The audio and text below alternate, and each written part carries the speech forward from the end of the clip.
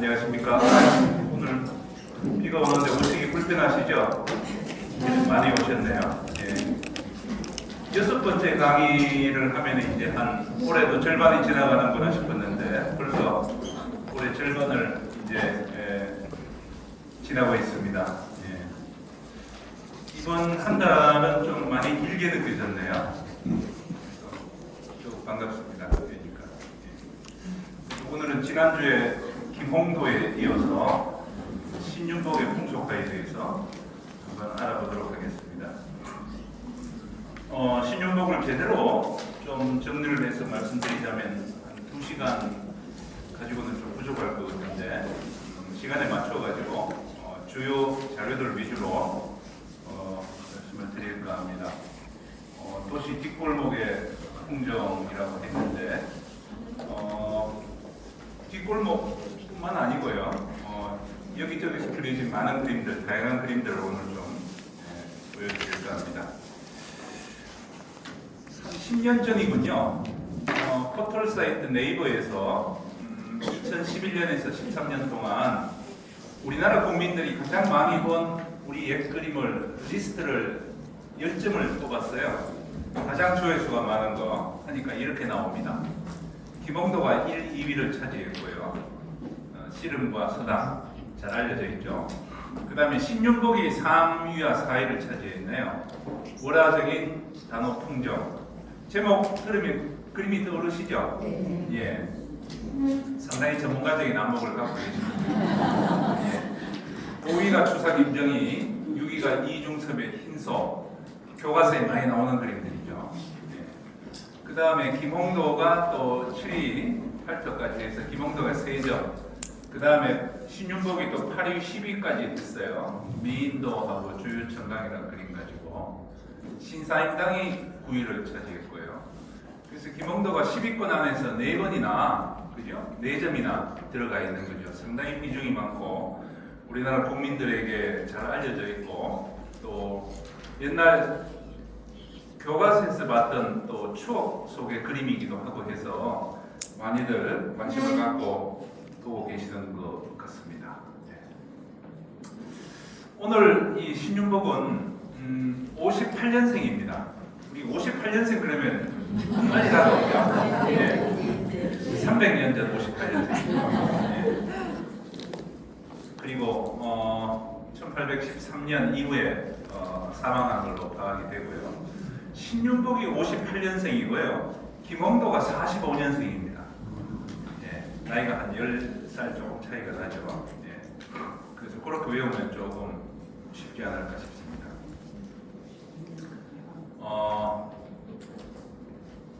겸재정선이 59년에 돌아가시거든요. 그러니까 신윤복이 겸재정선 죽기 전에 한 해 전에 태어난 게 되죠. 도화소 화원을 지냈고요. 아마 생도라고 해서 한 10대 후반 나이 때부터 뽑혀가지고 전문적인 훈련을 받았던 것 같습니다. 본관은 고령이고요. 오는 회원이 대표적인 거로 알려져 있습니다. 그리고 이 집안 아버지가 신한평이고요. 그 외에 선대 조상들도 도화소 화원을 지낸 이 집안 내력이 이 화원으로 전승되어 온 그런 집안인 것 같습니다. 그래서 타고난 재능도 있었고 개인의 노력도 있었고 또 여러 가지 화가로 성장할 수 있는 다양한 그런 환경들을 많이 접할 수 있었던 것 같습니다. 주로 이제 그림이 남녀간의 애정을 주제로 한 춘의 풍속도라고 하죠. 춘의 풍속도를 잘 그렸다. 이게 이제 대표적인 트레이드 마크가 되겠고요. 주로 한량, 양반 중에서도 이제 하는 일 없이 양반의 신분만 갖고 있는 그런 분들, 그 다음에 기녀, 또 여인들 등장해서 낭만적인 장면으로 설정을 하고 그런 내용들을 아주 섬세하고 유려한 필선, 그런 것과 또 아름다운 채색 이런 것들이 잘 조화가 되어가지고 신윤복 그림의 아주 그 매력, 아주 그 볼거리를 우리에게 전해주고 있습니다. 아마 저 섬세한 선이라든지 채색이 없었다면 지금 우리가 느끼는 그런 감동은 좀 전해받기가 어렵지 않았나 싶습니다. 그러니까 그 주제가 되는 내용과 등장인물과 그걸 가장 잘 효과적으로 드라마틱하게 표현할 수 있는 표현 역량을 가졌기 때문이다라고 볼 수 있고요. 그래서 신윤복의 풍속화는 한마디로 말씀드리면 18세기 말 19세기 초 그 시대의 분위기를 오늘날 우리에게 어떤 역사 기록보다 문자로 된 기록보다 그죠? 더 생생하게 시각적으로 우리에게 전해주고 있다는 것. 예, 그게 우리 풍속화가 그 시대의 어떤 사회상을 우리 눈앞에 보여주는 하나의 역사적인 사료 중에서도 가장 직접적인 그 누구나 문자를 모르는 사람들은 읽을 수가 없죠. 문자 기록은. 예, 이건 누구에게나 똑같은 그 시대의 어떤 현장을 전해주는 그림이라고 하겠습니다. 희원천 신첩을 비롯해서 여러 점의 그림들이 남아있는데 비교적 많이 남아있습니다. 그래서 오늘날의 대가가 되는 사람들은 일단 그림이 많이 남아있어야 되는 거죠. 예, 그래서 희원천 신첩은 그 그림 30점이 하나의 첩으로 장황이 되어 있습니다. 이렇게 5가지 주제로 살펴보고요. 뒤에 또 조금 더 있습니다. 신윤복 그러면 빼놓을 수 없는 그림이 뭐가 있겠습니까? 여러 가지가 있겠지만, 예, 여기 다 포함이 되어 있습니다. 예, 그게 뭔지는 뒤에 가서 또 말씀을 드리도록 하죠. 여인의 일상인데 신윤복은 여성에 대한 관심이 참 많았던 것 같아요. 이 남자들보다 이 여성들을 많이 그렸죠. 그리고 많이 그리고 또 잘 그리고요. 그래서 어떤 오해를 받습니까? 예, 이런 오해를 좀 많이 받죠.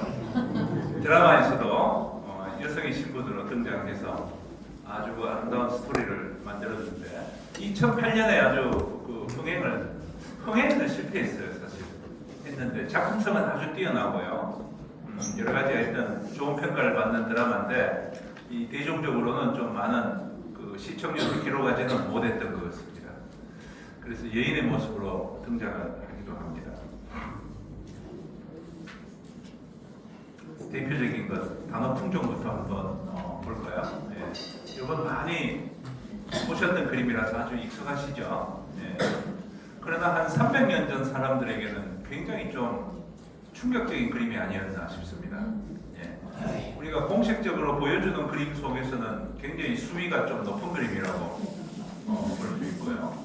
색감이나 인물들의 어떤 그 묘사나 이런 것들이 아주 자연스럽고요.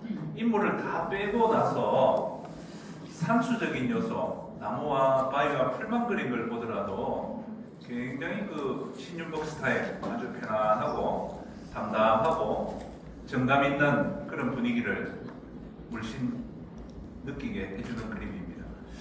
자, 저기 이제 여인들이 등장하는데요. 여인들이 이제 아주 그 인적이 드문 계곡에서 뭐 몸도 좀 씻고 또 휴식도 취하고 그네도 타고 하루 날 잡아서 나온 것 같아요. 근데 이 머리 스타일이나 복식으로 봐서는 양반집 여인들은 아닌 것 같습니다. 그죠? 약간 기녀들, 좀 풍류계에서 활동하던 기녀들이 아닌가 싶은데, 여러분 이 그림은 첫눈에 가장 눈이 먼저 가는 곳이 어디입니까? 저분이 입고 있는 옷이죠. 예, 노란색 상의에 빨간색 하의를 입으면 눈에 튀죠.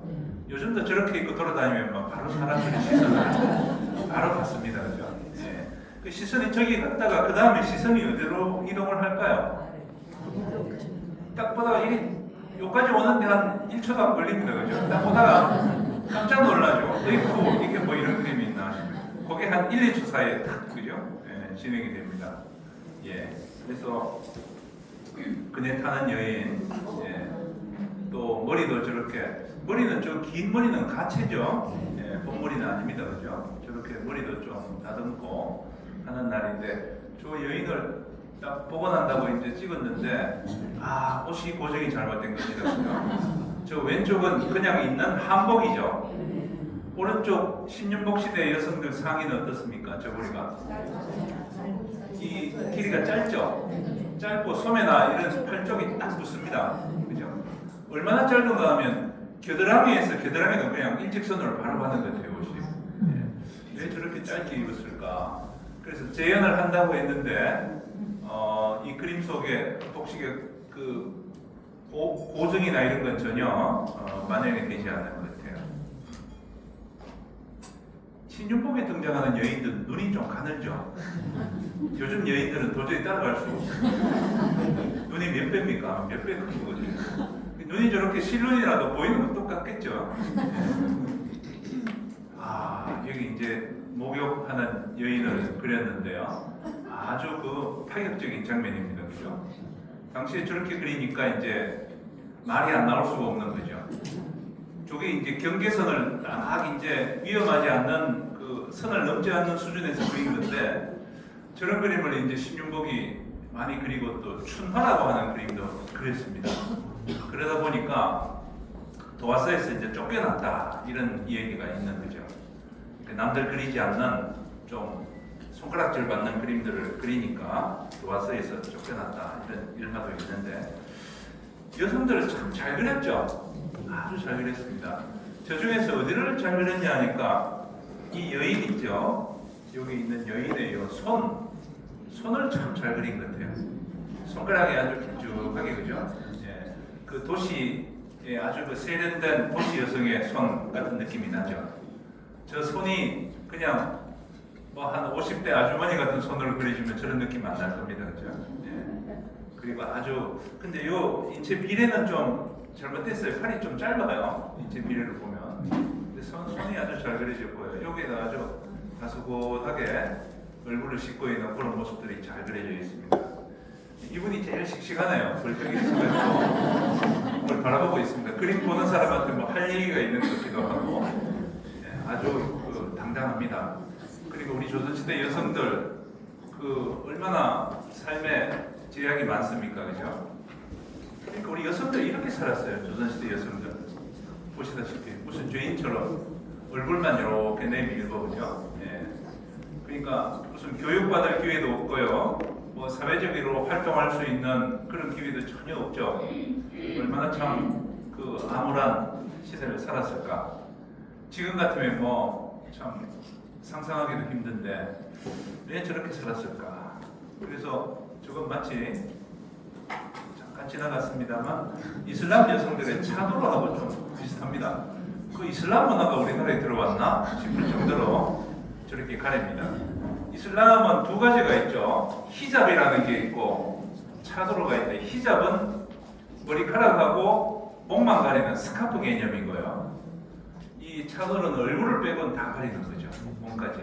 그래서 왜 저렇게 가리냐 하니까 그 이슬람 그 교리 속에 여성들의 머리카락, 목 이런 것들은 가장 부끄러운 부분이라고 합니다. 그래서 가려야 된다는 겁니다. 예. 그래서 저런 전통을 가지고 이제 지금도 뭐 저런 전통 계속 지켜지고 있죠. 예. 그 우리 조선 시대도 참 여성들의 이 제약이 참 많았던 것 같습니다. 그런데 또 이런 모습으로도 그려지고요. 예. 이런 모습으로도 그려지고 천애라고 부르더라고요. 그 다음에 저런 스케치마라고 하죠. 저걸 이제 딱 떠서 던진 그림이 이런 그림이다. 그 다음 단계. 그래서 오른쪽에 전무를 쓴 여인은 여성들의 어떤 그 뭐라 그럴까요? 조금 폐쇄적인 삶에서 벗어나서 조금 자유로운 삶으로 갈 수 있는 하나의 상징과 같은 그림으로 일컬어지고 있습니다. 햇빛 가리개죠? 모자 같은 거 저걸 쓰고 이제 다니는 거죠. 얼굴로 노출이 되어 있고 스케치마 같은 건 이제 쓰지 않는 거죠. 그러니까 신윤복이 그림을 그리는 그 범주 안에서도 저런 변화가 이제 일어나고 있다 이렇게 볼 수 있죠. 아니면 동시에 같은 시대라도 한쪽에서는 왼쪽 같은 분위기, 또 한쪽에서는 오른쪽 같은 분위기로 실제 생활을 했고 그런 것들이 이제 신윤복의 그림에 포착이 되었던 것입니다. 그런데 오른쪽 저 여인은 완전히 대조적이죠. 그러니까 신윤복은 뭔가 이 사회적인 여러 가지 억압, 제약 그런 굴레 속에서 살아야 했던 이 여성들의 어떤 그 삶을 굉장히 그 뭐라 그럴까요?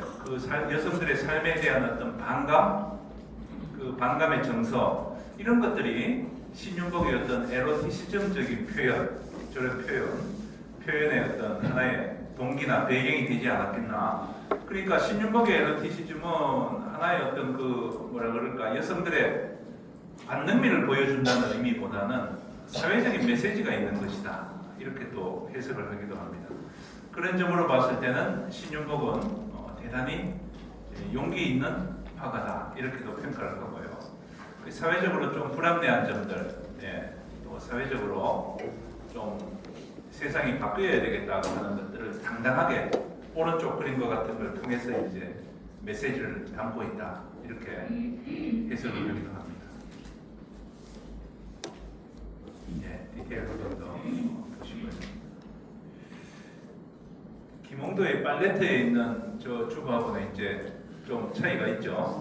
그 생활의 현장에 살아가는 여인들하고 기녀들하고는 또 저런 차이가 있습니다. 피부가 아주 또 깨끗한 것 같아요. 왼쪽 여인은.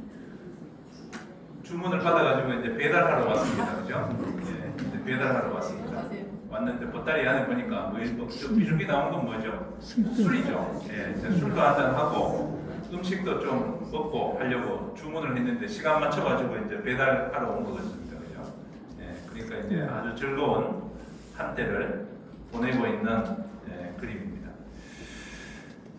근데 이 그림에 또 이제 극적인 재미는 저 뒤쪽에 동자 두 명이 또 있죠. 쟤들 빠지면 재미가 없습니다. 또 이 그림을 보는 사람이 동자를 딱 보면은 동자하고 눈이 마주치면 나도 이 그림을 훔쳐보는 거 아닌가 이런 느낌이 한 1, 2초 정도 잠깐 듭니다. 나도 이걸 훔쳐보는 거 아닌가 이런 느낌이 또 잠깐 들죠. 동자들 아주 간략하게 잘 그리고요. 빠지면 허전한 그림의 조연입니다. 아주 훌륭한 조연이죠.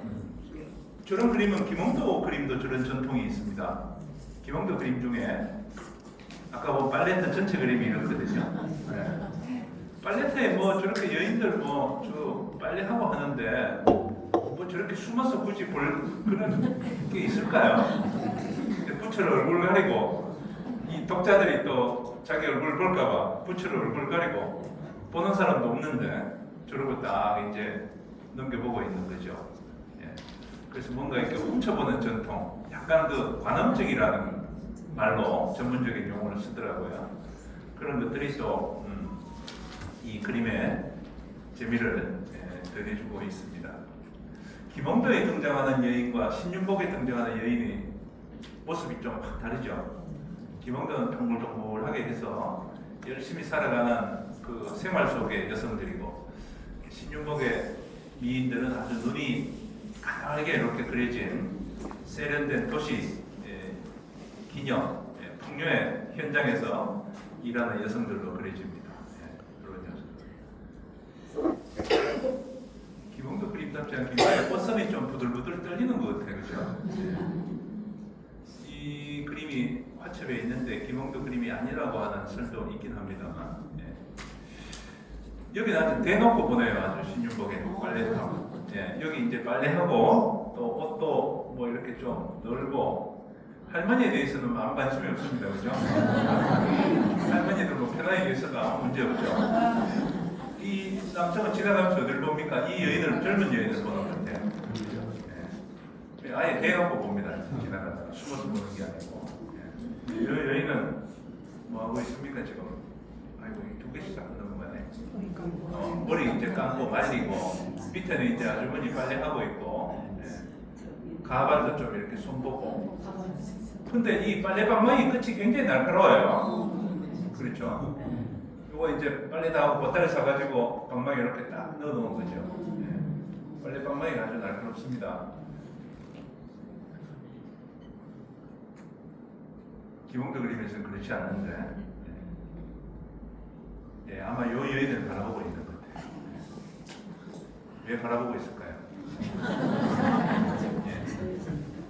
그래서 이런 부분도 김홍도와 신윤복의 차이죠. 신윤복은 조금 더 에로티시즘적인 그런 분위기로 그림을 몰고 가고 있습니다. 그죠?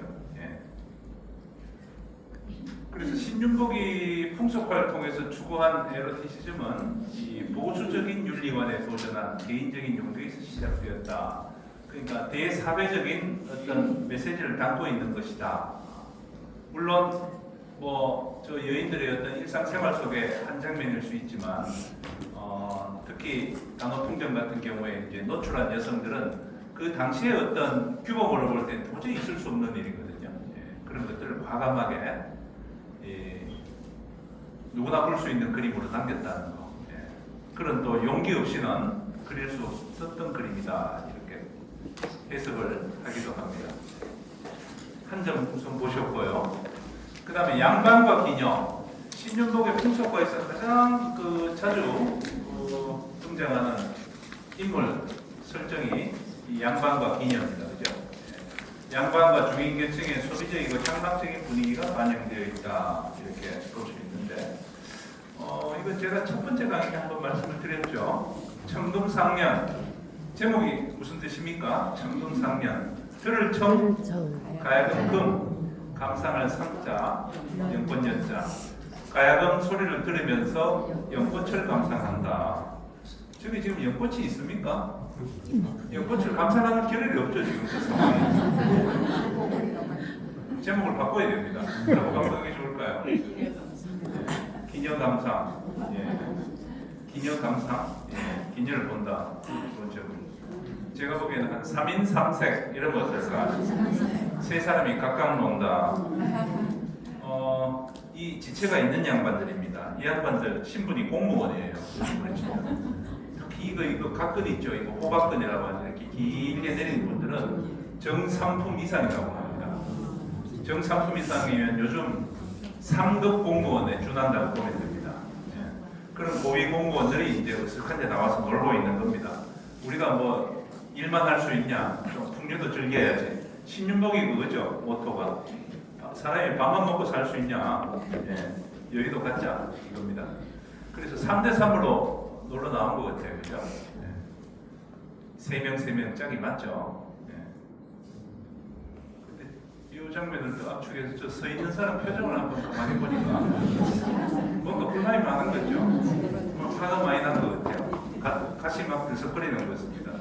왜 그럴까요? 저 남자 때문에. 저 남자가 저 집의 주인이라고 합니다. 어떤 해석을 보면 저 사방관이라는 관 있죠. 그걸 쓰고 있으면 저 집의 주인인데, 근데 아무리 양반집이라고 하더라도 자기 집안에 기녀를 불러 들어가지고 저렇게 노는 건 불가능하죠. 집은 아닌 것 같아요. 집에서 저럴 정도면 뭐 완전히 뭐 저기 목숨 걸고 해야죠. 부인도 있고 자녀들도 있는데 어떻게 저렇게. 집은 아닌 것 같습니다. 그죠? 예. 그래서 저 남자가 왜 화가 났을까? 이 친구가 너무 품위 없이 논다고. 그죠? 기녀를 끌어다가 무릎에 앉히고. 근데 가만히 보니까 저 남성이 이 기녀를 마음에 들어 했는데 친구가 먼저 이제 끌어가니까 화가 난다. 그래가지고 다시 데리고 오려고 발을 한 걸음 내디뎠는데 발을 보면 오른쪽 발은 말을 안 듣는 거죠. 예, 그러면 여기서 이러면 안 된다. 이렇게 돼가지고 예, 충동의 발과 이성과 절제의 발이 동시에 그려져 있다. 뭐 제 해석입니다. 예.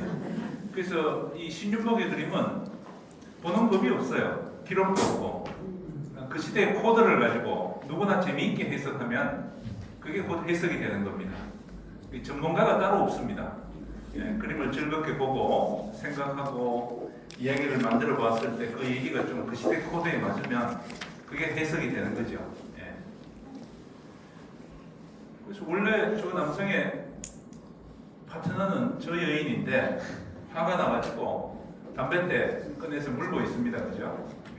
표정 관리를 많이 하고 있는데 저 여인은 직업이 뭐라 그랬죠? 신분이? 의녀죠, 의녀.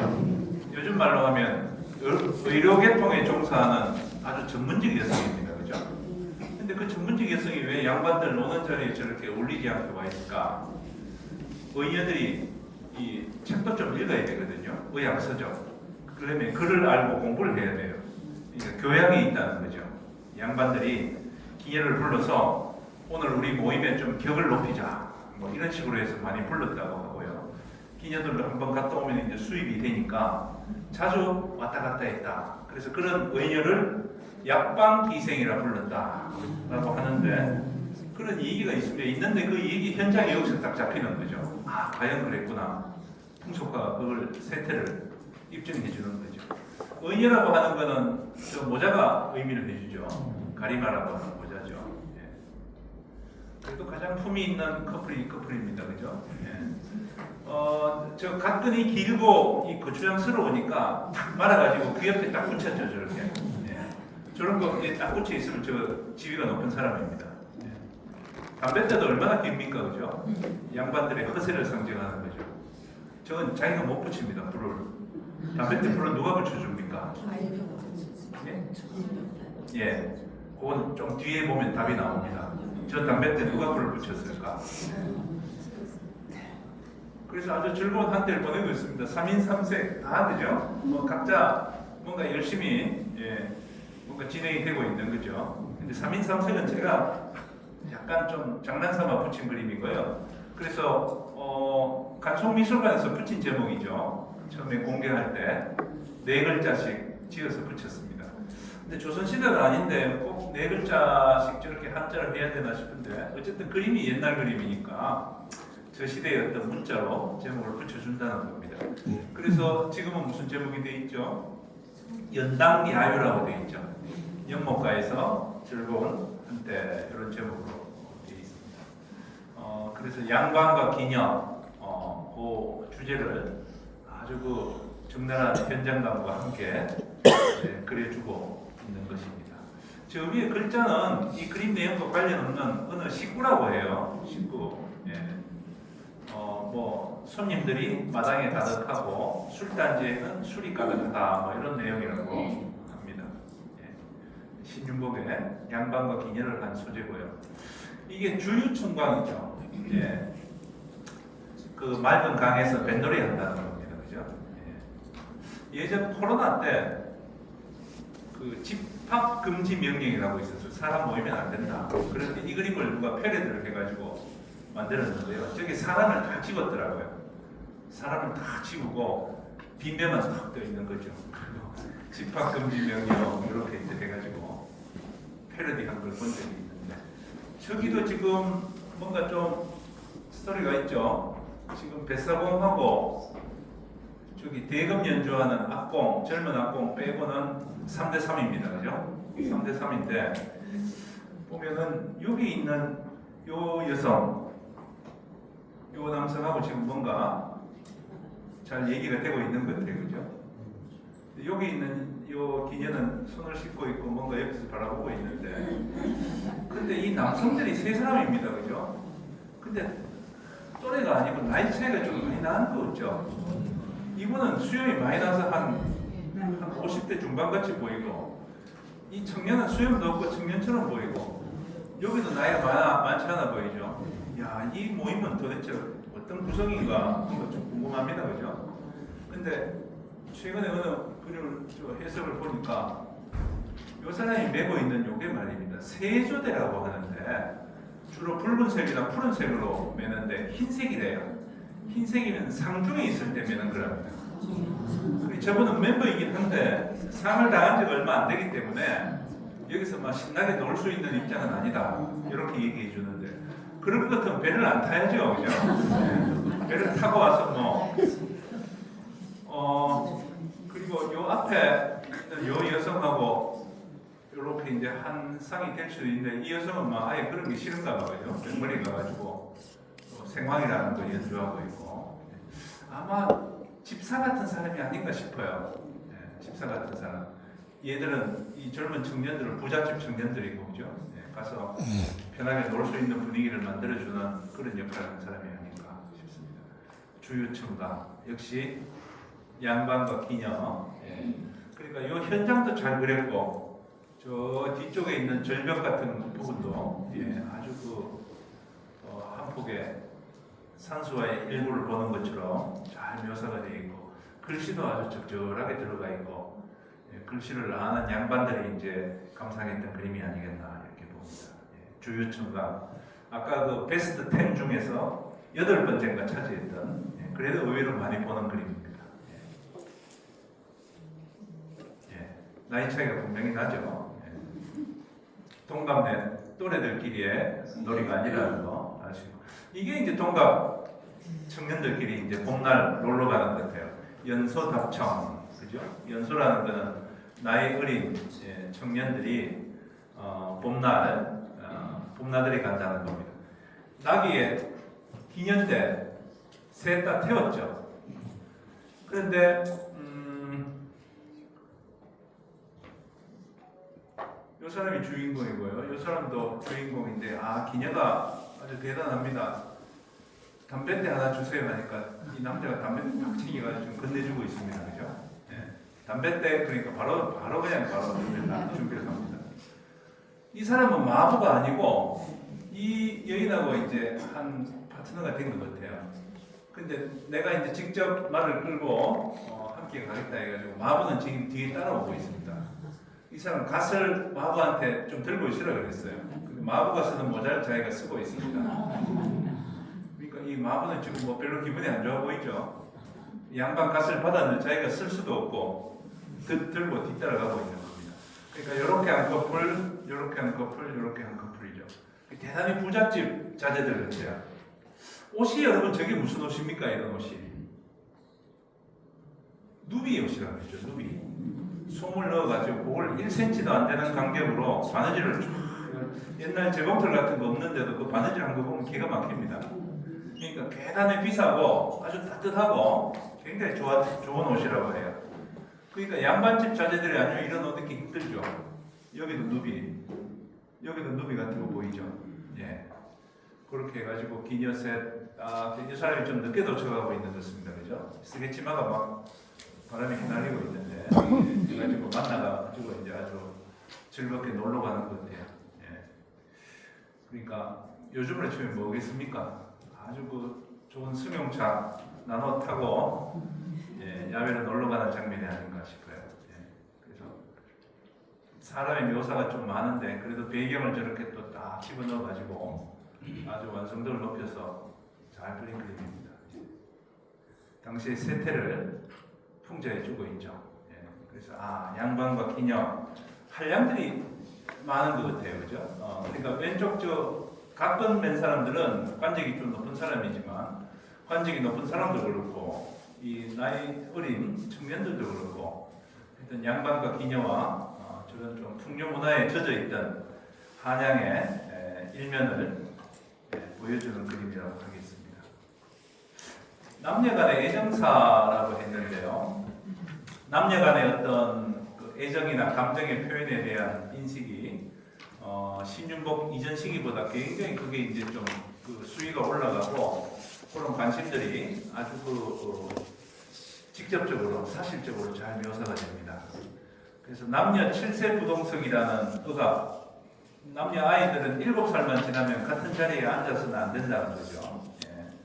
그래서 그런 억압에서 벗어나고자 하는 개인적인 감정의 표현도 읽을 수 있다라고 되어 있습니다. 잘 하시는 그림이죠. 의미도 잘 알고 계시겠군요. 굳이 제가 뭐 설명 안 해도 잘 아실 텐데, 달빛 연인이라고 하죠. 월화적인. 어느 그 골목 으슥한 곳에 남녀가 이제 작은 등을 들고 어디론가 가고 해서 거의 목적지에 도착한 것 같다 이렇게 얘기를 합니다. 그래서 남자가 준비했던 그 편지나 뭐 글이 있었던 것 같아요. 그걸 이제 주머니에서 꺼내는 거죠. 오른쪽에 왼손이 뭔가 꺼내서 자기의 어떤 그 정분에 대한 표현을 전달하려고 하는 그런 순간이 아닌가 싶습니다. 아주 그 젊은 청년들입니다, 그죠?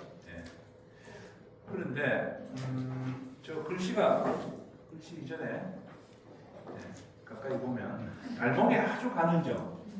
신윤복 그림에 등장하는 여인들 보면 발목이 아주 가늡니다. 글자는 이렇게 되어 있습니다. 월심심야 삼경에 양인심사 양인지. 달빛 침침하고 달빛이 은은한 그런 분위기. 저는 삼경이면 한 11시에서 1시 사이쯤이라고 하는데 굉장히 늦은 시간입니다. 두 사람의 마음은 두 사람만 알겠지. 맞죠? 두 사람의 마음을 누가 알겠습니까? 그죠? 예, 아주 그 문구도 아주 그림에 올리기 잘 쓴 것 같아요. 그런데 이건 또 다른 그림입니다. 야금 모행. 밤에 통행 금지가 있던 때죠. 밤에 그 금지된 길을 감히 간다 뭐 이런 뜻인데요. 이 기녀고요. 이 한량입니다. 그래서 이 야밤에 통행 금지 시간에 다닐 수도 없는데 기녀를 데리고 어딜 가는 것 같아요. 2차를 가는지 뭐 가는데 이 사람은 별감이죠. 별감. 그러니까 별감이 길을 안내해 주는지 아니면 이 통금 시간을 지나가도록 하는 걸 뭔가 이렇게 허용을 해주든지 뭔가 해준 것 같아요. 해주고 뭔가 요구하고 있는 것 같아요. 그죠? 예. 그러니까 이 남성은 그냥 갓을 이렇게 들고 인사를 하는 것 같은데 그걸로는 안 된다고 빨리 좀 성의를 표시해라 뭐 이런 얘기가 오가고 있는 장면이거든요. 별감이라는 신분이 참 그 어떤 뭐라 그럴까 기녀를 관리하기도 했고요. 또 뭐 여러 가지 또 행정 일도 보기도 했고 그 백성들의 삶의 현장에 많이 등장하는 그런 공무원입니다. 그죠? 공무원이 저러면 안 되는데 그리고 아이는 이제 뭐지 이러면서 또 봅니다. 이 은밀한 거래 장면을 아이가 또 딱 보고 있죠. 길을 안내하면서 아주 묘한 장면입니다. 근데 역시 달이 뜨고 있죠. 한밤에 이루어지고 있는 현장이다. 근데 여러분 달 모양이 정반대죠. 왼쪽은 달이 이렇게 다소곳이 수그리고 있고 이 오른쪽은 그냥 뒤로 이렇게 딱 그죠? 누워 있는 듯합니다. 상현달인가요? 상현하연. 상현은 무슨 달입니까? 그러면? 초승달에서 6, 7일 초였어요. 초일에. 아 그래요? 달 모양이 똑 저런가요? 하연달은. 근데 왼쪽 달 모양은 저렇게 달이 저렇게 안 된다고 그래요? 왼쪽? 예. 밤이 지금 삼경이잖아요. 예. 그러니까 초저녁에 떠서 초저녁은 좀 둥근 달 아닐까요? 삼경이니까. 그래서 달 전문가가 또 나옵니다 뒤에. 달 전문가가 또 나와요. 과학자들이 또 나옵니다. 과학적으로 입증을 하려고. 그래서 보니까 완전히 다르죠. 그러니까 이 저에 앞서서 이 그림을 아주 심도 있게 연구하신 분은 다른 위에 그린 것 같은 다른 실제로 없어요. 없는데 저렇게 그린 이유는 이 두 사람의 어떤 그 장면이 너무나 은밀하고 내밀하기 때문에 달도 아주 다소하게 저 두 사람의 어떤 눈썹처럼 이렇게 들어가야 이게 분위기가 맞지. 달이 그냥 뒤로 이렇게 탁 누워 있는 것처럼 저렇게 들어가면 분위기에 맞지 않는다. 두 사람의 어떤 그 장면과 분위기와 그런 알 수 없는 하여튼 그 은밀함을 상징하는 차원에서 달을 저렇게 그린 것이다. 이렇게 얘기를 했고 선생님 의견은 그게 안 맞는 거군요. 저거는 실제 볼 수 있는 달이라는 건가요? 상현달이 시간이 좀 지나면 그런 정도로 저렇게까지는 안 되지만 약간 비슷한. 예. 밑에 달은 많이 볼 수 있는 달이죠. 예, 밑에 달은 이제 맞는데 그래서 어느 과학자가 등장을 합니다. 자기는 저걸 월식 현상으로 본 거예요. 월식이 아니면 저건 있을 수 없다는 겁니다. 그래서 이 옛날 월식을 또 조선왕조 실록이 아니고 승정원일기라는 책에 보면요, 그 월식이 다 기록이 되어 있습니다. 아주 놀랍죠. 승정원일기 펼치면 매일 날씨가 어땠다. 오늘 같은 날은 그냥 비우자. 근데 비가 오다가 개였다 이러면 우청 이렇게 씁니다. 비가 오다가 흐렸다 이러면 이렇게 쓰고요. 날씨를 다 기록합니다. 근데 여기 보니까 그렇게 되어 있어요. 1784년 8월 29일부터 31일까지 서울 지역에서 3일 연속 비가 내려 월식을 관찰할 수 없었다. 그러나 8월 21일에는 오후까지 비가 오다 그쳐가지고 월식을 관찰할 수 있다. 이렇게 되어 있습니다. 1793년 8월 21일 승정원 일기에는 그렇게 적혀 있다는 거죠. 그래서 저건 월식 현상이다. 월식 현상을 그린 것이다. 그러니까 여러 개 고민할 필요 없다. 저 그림은 바로 1793년 8월 21일 밤을 그린 것이다. 그 장면은 바로 저 날짜다. 이렇게 얘기를 합니다. 저렇게 얘기하면 난감하죠. 저걸 반박할 수도 없고 논리적으로 뭐 설득할 수도 없고. 승정원 얘기 한번 보시겠습니다, 여러분. 이 승정원 얘기입니다. 1793년 7월 15일이죠. 여기 보시면 건룡 58년 개축일입니다. 개축년 7월 15일 병오 우라고 돼 있죠. 비가 왔네요. 그 비가 오다 개했나 봅니다, 그죠? 여기 쭉 보니까 이제 이날 뭘 했다는 게 나오죠. 신시에 폭우가 내렸다는 겁니다. 그래서 내린 비의 어떤 추부기를 측정을 했더니 그 비가 쌓인 게 3푼이었다. 뭐 그런 기록이 있고요. 그 다음에 밤에 2경으로부터 4경에 이르기까지 월식이 있었다. 월식이라고 나오죠. 2경부터 4경까지 월식이 있었다. 이렇게 나옵니다. 그러니까 저분은 과학사를 전공하신 분인데 저 사람 도저히 과학자의 내 시각으로 볼 때는 저건 도저히 이 과학적으로 증명할 수밖에 없다 해가지고 그렇게 이제 얘기를 한 거죠. 그러니까 저건 1793년 8월 26일 계란식을 싶은 상황이다. 그림 속의 현장은 딱. 그래서 저렇게 의견하신 분이 재밌죠? 그냥 봅니다. 그냥 둬요. 저렇게 얘기하시라고. 그러면 이제 학술적인 연구도 있고, 근데 학술적으로는 100% 정답이 없습니다. 그죠? 정답이 없어요. 그러니까 정답이 없는 가운데 여러 가지 가능성이 동시에 이렇게 많은 해석이 나오면 더 그림을 아주 재밌게 해석하고 감상할 수 있는 거죠. 그러니까 저 다른 저 두 상의 어떤 그 분위기를 표현하기 위해서 뭔가 다소곳하게 고개를 숙이고 있는 듯한 저런 분위기로 그린 것이다. 이게 인문학자의 해석이고 고민할 필요 없다. 저거는 저날 저 시각의 월식이다. 이게 이제 과학자의 해석이라고 볼 수 있습니다. 두 해석이 다 재밌죠. 예. 그러니까 어떤 그 스토리와 미감과 여러 가지 그 재미난 상황이 들어있는 그림을 너무 과학적으로 딱 재단해버리면 재미가 없죠. 정작 재미는 쑥 빠져버립니다. 그죠? 예. 근데 또 너무 어떤 그런 것들을 그 이야기로 풀이하다 보면 또 뭔가 신빙성이 없어질 수도 있습니다. 그래서 저는 과학적인 검증도 때로는 이렇게 같이 함께 이루어지는 게 참 재밌는 것 같아요. 월야 밀회입니다. 그죠? 밀회. 은밀한 만남이다. 야, 이것도 달밤이네요. 주로 달밤에 일들이 참 많이 이루어집니다. 그죠? 네. 이분은 보니까 이게 군복을 입고 있어요. 무슨 무관인 것 같아요. 이 여인은 기녀 같기도 하고, 그러니까 낮 시간에 정상적으로 만날 수 없는 그런 연인인 것 같아요. 밤에 이제 만났던 거죠. 아주 어렵게 만난 것 같아요. 그러면 이분은 누굴까요? 이 남성의 또 다른 그 연인 관계에 있는 여성일까요? 아닐 것 같아요. 예. 벽에 탁 붙었습니다. 종이짝처럼 이 바람 보세요. 벽에 탁 붙었습니다. 망보는 것일 수도 있고, 이 남성이 이 여인을 찾았는데 참 만나기 어려웠대. 이 여인이 주선을 해줬다. 뭐 이런 해석도 있어요. 그래서 이제 이루어지는 장면을 뭔가 보면서 좀 흐뭇해하는 표정. 근데 흐뭇해하는 표정은 아닌 거죠. 예. 여러 가지 해석이 있습니다. 기록이 딱 있으면 그 기록을 딱 우리가 파악할 수밖에 없는데 이 기록이 없으니까 여러 가지로 해석해 볼 수가 있는 거죠. 예. 정답이 없는 그림입니다.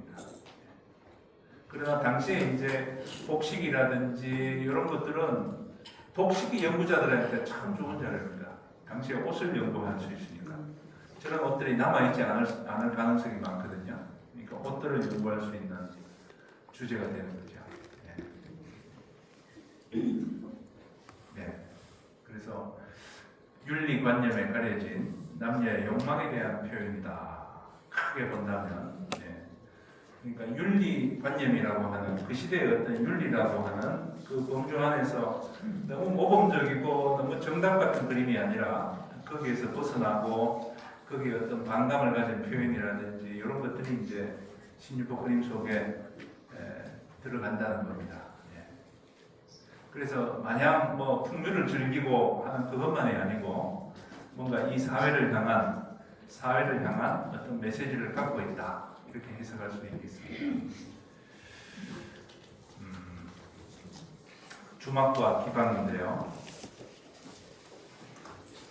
이건 홍로대주, 그 홍로 주점에서 술을 가져오기를 기다리고 있다. 그냥 평범한 풍속가의 한 장면입니다. 여기 이제 노파가 술을 갖고 오고 있고 술 가져오기를 기다리고 기녀가 이제 조금 얘기를 하면서 분위기를 잡고 있는 그런 모습이죠. 예, 홍로 주점이죠. 이런 장면들. 예. 예, 왼쪽 그림이 조금 잘렸습니다. 아기가 손을 잡고 있는데 예, 그런 장면도 들어있고요. 주사급에라는 그림입니다. 주사급에 주사는 주점이라는 걸 뜻이고요. 급에는 술잔을 든다 이런 뜻인데 여기 보면 이제 잔술이죠. 잔술 서서 마시는 겁니다. 그죠? 예. 그래서 왜 이렇게 앉아서 편안하게 마시면 될 텐데 왜 이렇게 좀 어수선하게 이렇게 있을까요? 이 사람들 공무원들입니다. 전부 별감이 있고요. 이 사람은 나장이라고 의금부의 죄수를 다루는 그런 공무원입니다. 공무원들이 있는데 이 사람들이 이때 분위기가 그냥 편안하게 앉아서 술 마실 수 있는 분위기가 아니죠. 근무 시간이고 하니까 술 한 잔 마셔야 되겠는데 그냥 서서 빨리 한 잔 들이키고 이제 일하러 가야 되는 거죠. 그런 분위기를 보여주고 있습니다. 그 상황은 그래서 지난번에 제가 금주령이라는 말 한번 드렸죠. 예. 그래서 이 주사급의 이 그림에는 금주령 속에서 이리저리 눈치를 보면서 잔술 한 잔 마시는 관리들이 등장한다 이렇게 볼 수 있고요. 영조는 금주령을 자주 내렸습니다. 1757년에 어제 계주 유놈이라고 한번 내렸고 이게 잘 지켜지지 않아요. 그래서 7년 뒤에 1762년에 한 번 더 내립니다. 어제 경민음 그리고 이건 경민음은 한글로 한자도 있지만 한글로 기록해가지고 한자 모르는 백성들도 이 한글 보고 다 알 수 있도록 대국민 포고문이기 때문에 그렇게 이제 내렸습니다. 그래서 위반자에 대해서는 최고형인 효시에 처하겠다 이런 얘기를 효시가 뭡니까 여러분? 목 잘랐으면 내건다는 겁니다. 강력한 그 국민들을 하여튼 그 준법 정신을 섬뜩하게 한번 짚어보게 하는 그런 방법이죠. 이런 사회 분위기 속에서 이런 사회 분위기는 풍속가에서도 볼 수 있다. 그러니까 이 술 먹지 마라. 영주가 제일 싫어하는 게 술 먹는 거하고 여성들 사치하는 거 두 가지인데 술 먹지 말라는 겁니다. 첫 번째 프로그램을 내렸는데 제일 안 지키는 사람이 누구냐? 공무원들이라는 거죠. 공무원들 절대 술 마시면 안 된다. 한번 걸리면 내가 시범 케이스로 확실히 보여주겠다 했는데 시범 케이스로 한 사람이 걸렸습니다.